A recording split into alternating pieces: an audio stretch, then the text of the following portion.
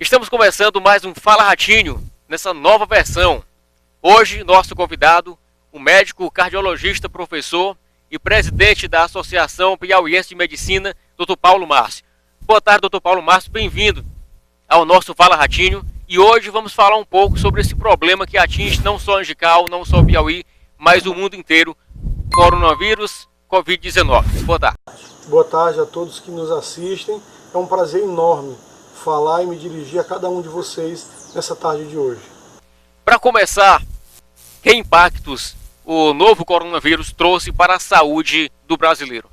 Realmente é uma doença que curvou o mundo, né? Todos os países do mundo se curvaram a esse mal que rapidamente se disseminou. Uma doença que com um potencial, uma capacidade de contágio muito grande entre uma pessoa e outra, e ao mesmo tempo com uma capacidade de desenvolver formas graves desta doença também grande, em torno de 10%.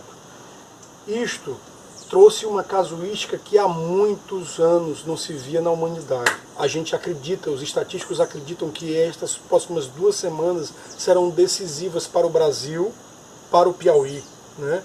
E aqui na nossa cidade de Angical do Piauí também, né? Que é um reflexo do que está acontecendo no mundo. E a cada um de vocês que está nos assistindo, cada um de vocês que está chegando essa informação, a informação de que a medicina também não está parada, né? Há muito o que fazer para tentar minimizar o impacto dessa doença na vida de cada uma das pessoas.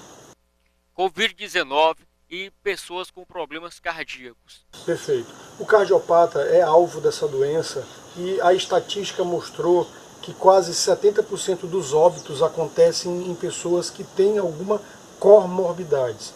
Quais são essas comorbidades? Quais são essas doenças que tornam a pessoa vulnerável a desenvolver uma forma grave da doença? Quem tem pressão alta, quem tem diabetes, quem tem mais de 65 anos, quem é tabagista ou foi tabagista, asmáticos e pacientes que têm doenças imunossupressoras. Por exemplo, quem tem câncer, quem usa corticoide, que baixa a imunidade. Esses indivíduos, quando são acometidos pela doença, desenvolvem formas graves e tendem, do ponto de vista prático, a morrer mais, né? Acredita-se que essa casuística aqui, desses pacientes, cheguem a 70% dos casos de óbitos, são nesse subgrupo de paciente. Assim sendo, o cardíaco entra nesse cenário como uma vítima muito grande. O vírus ele inflama o coração, faz uma doença chamada miocardite, que é uma inflamação mesmo do coração. Além de predispor o paciente a fazer arritmia, e a arritmia desenvolver até formas de morte súbita, e a última complicação da doença é coagular o sangue. Do ponto de vista prático, esse vírus engrossa o sangue e torna os fenômenos como infarto e trombose muito mais prevalentes. Isso é tão verdade que um dos tratamentos da doença é anticoagular. O que é isso? É passar uma medicação que afina o sangue. E vamos trabalhar agora com números. Hoje é um número grande, né, com relação a pessoas infectadas, mortes no Brasil inteiro. Como você vê esses números hoje? A gente vê com muita tristeza e se sente bastante. É de tocar o coração de qualquer indivíduo a pessoa ser acometida pela doença. Porque ao ser acometido e desenvolver alguma complicação, e a principal complicação é falta de ar, essas pessoas têm que ir para o hospital. E geralmente vão sozinhas. E vão para o hospital sem ter a certeza, sem ter a garantia de que vão voltar. Muitas despedidas é uma despedida para uma viagem sem regresso, né? A pessoa se despede do parente, o pai que se despede do filho, o filho que se despede do pai, a esposa que se despede do marido, sem ter a certeza de que vai voltar para casa. Porque do ponto de vista prático, lamentavelmente, ainda não há um tratamento 100% eficaz. E ainda não há uma vacina que previne a doença, né? Não há ainda um remédio, uma pílula que a gente tome e que pronto, acabou. Aquela doença ali está controlada e daquela doença ali a pessoa não morre. Não há esse tratamento. Como também não há vacina que se diga assim, tomei a vacina, agora posso entrar em contato com qualquer pessoa que que tem a doença que eu não pego. Não é verdade. A vacina ainda não chegou. Nós estamos aprendendo com o tratamento, né? Para vocês terem uma ideia, nesses 90 dias, mais de 90 dias de quarentena no Brasil, por exemplo, os protocolos de tratamento mudaram de maneira assim completa. É isso que vocês estão me ouvindo. Há 90 dias, remédios, por exemplo, como corticoide, que era proibido usar. Ei, a informação era o seguinte: quem usar corticoide morre. Hoje, o corticoide é uma arma eficaz para uma fase da doença que é desinflamar, porque o corticoide é um ótimo anti-inflamatório. E quase todos os protocolos no Brasil e no mundo usam corticoide numa fase de inflamação, né? A gente teve notícia no começo de que o ibuprofeno, um outro anti-inflamatório, também era totalmente contraindicado nessa doença. Ontem, pesquisas já na Bélgica, pesquisa na França, na Inglaterra, usando essa medicação como uma das armas para o tratamento dessa doença. Outra coisa, que era a intubação precoce. Essa doença ela causa uma inflamação no pulmão, uma pneumonia. E a pessoa tem falta de ar. No começo começou a ter falta de ar, tem que ser colocado para respirar através de um aparelho. Não podia mais respirar sozinho. Quanto mais cedo fosse a intubação, mais protetora. Nossa, como morreu gente com essa conduta. Mudou-se completamente. A intubação hoje é reservada para aqueles casos que não respondem com o tratamento habitual. O que eu quero dizer com tudo isso? Que a medicina está avançando e o tratamento para essa doença está avançando e nós, médicos, a cada dia estamos aprendendo mais. Uma outra polêmica, cloroquina. Usa ou não usa? Como é que a medicina está encarando essa realidade? Perfeito. Eu vou respondê-la de maneira bem objetiva, frente a tudo que eu já estudei, tudo que nós médicos do mundo estamos estudando, especialmente nas últimas semanas, que aconteceu um fato inédito. Nós médicos estudamos através de revistas científicas, e existem várias revistas, e as principais do mundo, New England, que é uma revista inglesa top de linha, e outra revista que é o Lancet.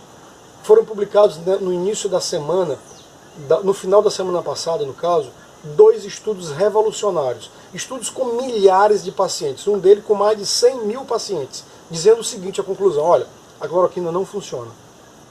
Nossa, a hidroxicloroquina faz parte dos protocolos de tratamento e ajudou ao enfrentamento dessa pandemia em vários lugares do mundo, né? E aí, várias reportagens, várias entidades médicas, inclusive no Brasil, desaconselharam o uso da medicação. Nessa semana, essas 2 revistas foram à imprensa dizer o seguinte: me desculpe, esses estudos têm várias falhas científicas, falhas de execução do estudo, e os resultados não são verdadeiros. Nós vamos despublicar o estudo. Nossa, uma palavra que nem se usa.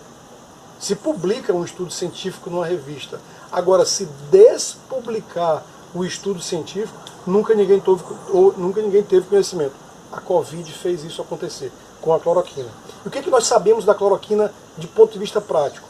A doença ela tem 2 fases, aliás, 3 fases bem documentadas. A primeira fase é quando o vírus está se reproduzindo absurdamente dentro do organismo da pessoa.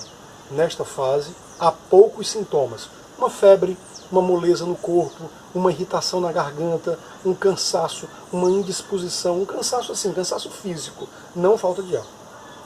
A segunda fase é uma inflamação, basicamente inflamação do pulmão. Quando o pulmão está inflamado menos de 30% é a fase 2A, acima de 30% fase 2B, ou seja, uma fase de inflamação pulmonar. E a terceira fase, que é a inflamação difusa. A cloroquina ela não funciona nas 2 fases finais, ou seja, ela não funciona quando o pulmão já está inflamado, ela não funciona naqueles pacientes que estão graves. Agora, naqueles pacientes que estão iniciais, na fase 1, na fase de início da doença, onde o vírus está se disseminando, aí sim, a medicina acredita que nessa fase inicial, nessa fase precoce, a utilização da medicação muda a história da doença, porque diminui a quantidade de vírus a produzir inflamação no pulmão e a inflamação sistêmica nos vários órgãos. Piauí, como tem se levado, né, a questão de avanços científicos da medicina para o tratamento da Covid-19? Porque a Floriano mesmo foi destaque até a nível nacional com a questão da cloroquina. E hoje, como é que a medicina vê essa realidade no Piauí? A minha impressão pessoal é que o Piauí deu um show em relação à abordagem dessa doença. Do Paulo, como um show que foi dado com esse resultado? Foi dado porque o Maranhão foi uma eclosão de casos com lockdown, o estado parou, centenas de óbitos, milhares de casos acometidos. O Ceará, do outro lado, lockdown, o estado parou, milhares de pacientes acometidos, caos na saúde, serviços médicos lotados, pacientes chegando, precisando de UTI e sem vaga. O Piauí não.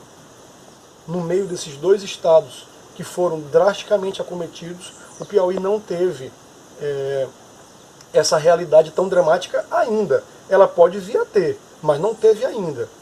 Há muita justificativa para isso. Primeiro porque o turismo no Piauí não é tão grande, então o número de casos iniciais que vieram para o Piauí foi diferente, por exemplo, do Ceará, Fortaleza, que tem aeroporto internacional, né? O Maranhão, que tem também um histórico de relacionamentos internacionais pelo Porto de São Luís, que é internacional, pode ter atraído mais casos e lá aconteceram mais casos. Porém, os serviços médicos de saúde no Piauí se organizaram precocemente. E aqui foi iniciado um protocolo, objeto de crítica de muitos médicos de alguns lugares do mundo, mas de muito elogio pela maioria das pessoas. Um protocolo que inclui o uso da hidroxicloroquina precocemente, que inclui o uso da ivermectina precocemente, que inclui o uso do zinco precocemente, que inclui o uso da azitromicina precocemente, e essas medicações no combate à viremia, para tentar diminuir a replicação viral. Numa segunda fase, o uso de corticoide e do tocilizumab, que são dois anti-inflamatórios do pulmão, bem como a assistência de ventilação mecânica reservada só para os casos gravíssimos, casos em que o paciente não consegue respirar sozinho. Isto teve um impacto grande. No Piauí, são mais de 8 mil casos da doença e 200 óbitos. Né? Uma casuística de quê? De menos de 3%. Né? Isto é um dado importante. O Piauí está sabendo enfrentar a doença, porém nós todos estamos agora preocupados com um cenário, que é isso que a gente conversou aqui no making off dessa entrevista. A retomada do comércio. Como será que vai ser essa retomada? Porque surgem muitas dúvidas. Pode, digamos, vai ser uma reabertura gradual, mas a população, será que vai entender essa reabertura gradual? Perfeito. Qual o risco que a população vai ter com isso? Perfeito, eu vou dar um exemplo para vocês. Né? As UTIs no Piauí estão próximas da sua lotação. Nessa semana nós fomos apresentados a um dado importante. O principal hospital público do estado de atendimento de emergência lotou a UTI durante 48 horas. O HUT teve a UTI lotada. E a UTI lotada, você se preocupa quando você vai botar a pessoa de novo para circular.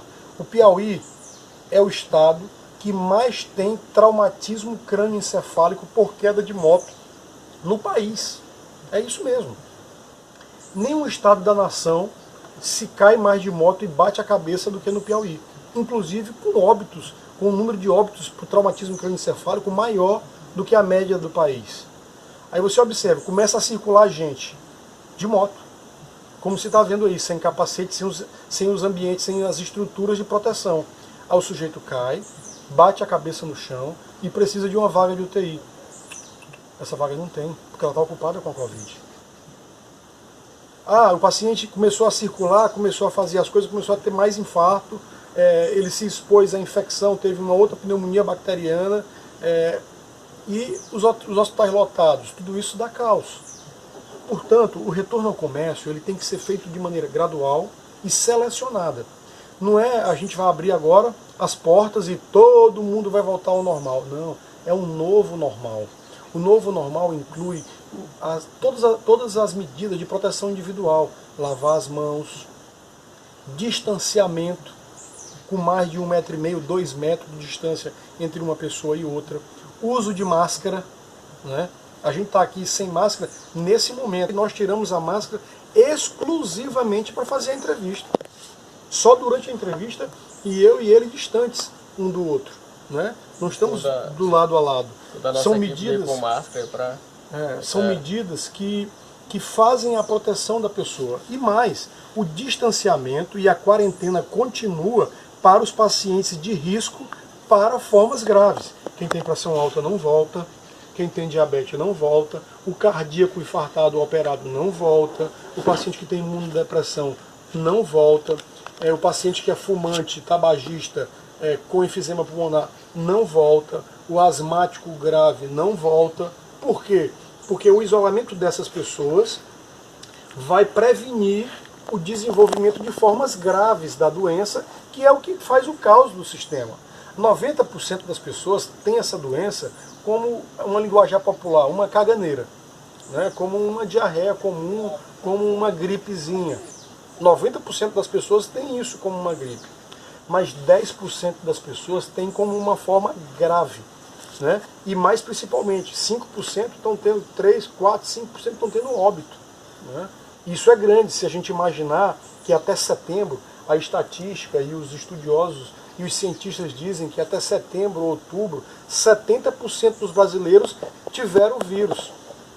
Podem contrair o vírus em até 3, 4 meses. E aí, se você contrai com essa incidência de casos graves, o sistema de saúde não consegue dar conta de atender as pessoas. E mais, esse sistema que está acontecendo aí de hospitais de campanha está sendo criticado no país e no mundo todo, porque é um hospital de campanha que não tem UTI. É um hospital de campanha que não intuba, que não dá aquela assistência ao paciente, que faz aquele atendimento emergencial e transfere para um outro. Mas o gargalo do sistema não é o sistema ser atendido de casos leves. Não, o caso leve que não precisa de UTI, não é isso que faz o caos. O que faz o caos é aumentar o número de necessidade de UTI. Porque você diz assim, não, chegou agora 200 respiradores. Respiradores, para quem não tem conhecimento específico sobre isso, é um aparelho que conecta um tubo dentro da garganta da pessoa e faz o papel do pulmão. Só que esse aparelho não é como você ligar um televisor na tomada. Não, ele não funciona assim não. Ele é um aparelho que tem que ser conectado numa rede de oxigênio. Não é numa balinha de oxigênio, aquela bala mesmo grande. A bala grande de oxigênio, ela garante o funcionamento de um aparelho desse em pacientes precisando de muito oxigênio, 4 horas. Não, precisa daquelas usinas de oxigênio enormes, recarregadas, para poder alimentar o oxigênio do aparelho a ser colocado dentro do pulmão da pessoa. E assim, não adianta você abrir um hospital e dizer assim, eu vou botar aqui sem ter todo esse sistema de oxigenação, que é caro, que pouquíssimas empresas ofertam, e que está tendo dificuldade de ofertar, porque o mundo todo está precisando de oxigênio, né? Além disso, precisa de equipes médicas. Olha, esse quesito de equipe médica é de sensibilizar as pessoas. A cada dia, 2 médicos no Brasil estão morrendo por conta do Covid. Já se ultrapassou 140 médicos mortos, sem contabilizar a quantidade enorme de enfermeiros, de auxiliares de enfermagem, que pegaram a doença, salvando a vida de outra pessoa. Pegaram a doença, morreram para salvar a vida do paciente. Para mim, cada indivíduo como esse são os grandes heróis nacionais. São as pessoas que se arriscaram, que abandonaram suas famílias. Eu tenho vários colegas, Ratinho, médicos, que estão há 60 dias sem ver a família. A família numa casa isolada, não é? E eles dormindo em hotel, pagando hotel, para poder não terem contato com as famílias e não passarem a doença que eventualmente tenham para aqueles familiares. Porque eles estão o tempo inteiro em contato com pessoas com essa doença, que se pega facilmente. E esse tanto de médico, de enfermeiro, de auxiliares de enfermagem que morreram no anonimato, que deixaram seus filhos, que deixaram esposas, que as famílias se dividiram, né? Por conta dessa doença. Eu aqui quero me dirigir a cada família que foi acometida por essa doença, a cada família que enterrou um paciente com coronavírus sem poder velar o corpo, sem ter direito à despedida. Aquele indivíduo que saiu de sua casa com uma tosse, mas saiu caminhando, andando, e voltou dentro de um caixão lacrado, fechado, que não pode ser aberto, sob pena de disseminar o vírus para uma outra pessoa. foram velados essas dores sozinhas, nos mais variados cemitérios do mundo, do Brasil, do Piauí. Né? A cada uma dessas famílias, o meu abraço, a cada uma dessas famílias, as minhas orações. Para finalizar, vamos falar de Angical. Angical hoje contabilizando 9 casos confirmados. Tem acompanhado essas pessoas, esses casos? Como é que está o tratamento dessas pessoas? A assistência aqui na cidade foi feita de uma maneira muito precoce. Né? A gente aderiu precocemente aos protocolos internacionais de tratamento da doença. Aqui na Secretaria de Saúde há kits montados para centenas de pacientes, se precisarem, e os casos que aconteceram, foi feito um trabalho belíssimo da vigilância sanitária em identificar os casos. Todos os casos foram identificados aqui, com exames feitos na cidade. Identificou o caso, a família inteira é circulada, a família inteira é isolada e testado todos os membros da família. E a família posta em quarentena, de maneira até voluntária, porque eles mesmos querem essa proteção, esse abraço, né? E ao mesmo tempo o controle da doença dos doentes, com visita médica, de enfermagem, de fisioterapia, na própria residência do paciente. Né? A gente teve um óbito de uma paciente que não era de Angical, ela veio de Brasília para cá, uma senhora idosa com múltiplas comorbidades, diagnosticou a doença tardiamente, ela procurou a assistência do hospital já numa fase avançada da doença, foi transferida imediatamente para uma UTI na cidade de Floriano. Quando chegou lá, ela já foi direto para a UTI, mas dado a idade, a gravidade da doença e as doenças que a paciente já trazia por si, ela não resistiu. Né? E depois do óbito, ela retornou para a cidade e aqui foi feito todo o sistema por uma empresa específica, especializada, treinada para fazer o cortejo fúnebre dessa senhora, com todas as honrarias que se exige e também com todos os cuidados. Né? E a família, 3 outros casos foram identificados dentro da família e que, graças a Deus, todos estão evoluindo muito bem. Né? Mesmo tendo dentro da família um paciente que faz hemodiálise, né? Que é uma doença que é associada a desenvolvimento de forma grave. Mas, graças a Deus, receberam o tratamento específico na hora certa e estão evoluindo muito bem. Diante de uma cidade que fica à beira da BR, né? Cujos filhos têm a tradição de retornar à sua cidade quase que todo final de semana, muitos habitantes da cidade, dada a proximidade com a capital, vão à capital sempre. Eu achei muito pouco o número de casos e a gente conseguiu conter. E mais, o problema específico de Angical e da região aqui do Médio Parnaíba é que há uma cidade que se chama Água Branca, que está na cabeça da incidência dessa doença. Lá o sistema de saúde também está fazendo um trabalho bem feito em relação ao controle da epidemia, mas como é uma cidade economicamente muito forte e com várias relações comerciais, o número de casos lá em Água Branca realmente está preocupante e o relacionamento de nossa cidade comercialmente com Água Branca é grande. A gente imagina que essa seja uma fonte de infecção. A vigilância sanitária está nas barreiras da cidade, todo mundo é testemunha disso diariamente, todo veículo que entra é sanitizado, né, na expectativa de diminuir. As próprias barreiras têm uma finalidade educativa, didática, em mostrar para cada uma das pessoas que, é importante o distanciamento social, 2, é importante as medidas de proteção individual e, particularmente, eu acredito que demais é importante ter fé em Deus. Isto vai passar. Eu estou convencido dessa informação. Ok, queremos aqui agradecer sua participação junto com o Fala Ratinho.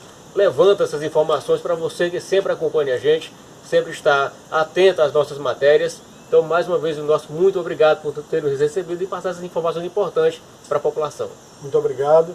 Esse é um programa que eu vejo toda a tecnologia de vocês, vejo com muita alegria a gente fazer um programa com microfones tops, com aparelho de gravação, e eu sei do sacrifício, da luta que vocês têm para manter isto vivo, funcionando como uma maneira de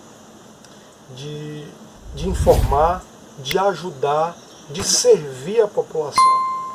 Parabéns pela iniciativa. Eu humildemente novamente digo obrigado pela escolha do meu nome para essa entrevista, que considero muito importante.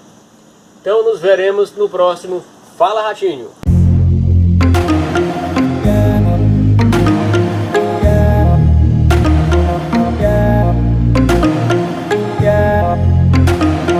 Yeah.